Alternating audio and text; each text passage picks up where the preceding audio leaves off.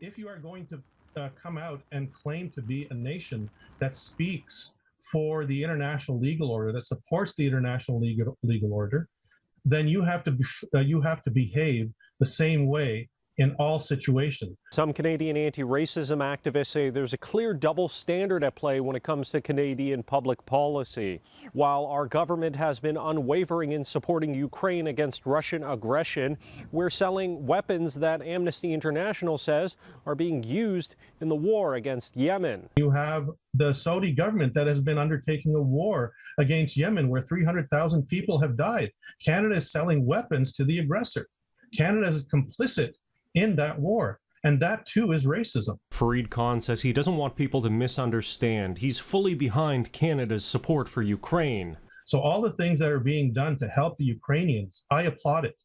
I think it needs to be done. These are people who are being brutalized by the Russian invasion. But he says Canada must also speak out about genocides against Rohingya people in Myanmar and Uyghurs in China. At the very least, if Canada can accept an unlimited number of Ukrainian refugees, why are other refugee numbers capped? Why have we been unable to extend the same support for refugees outside of Europe, including Afghanistan, Syria, Iraq, or Palestine?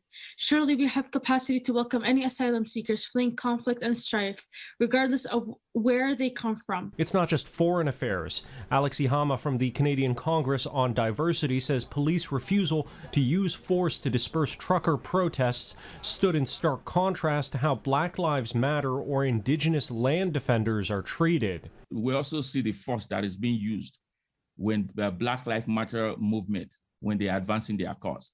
They are not asking for free money. They are not asking for free anything. They are asking simply to be recognized as humans, simply to be recognized as citizens. Khan says he's not putting faith in politicians to solve the problem.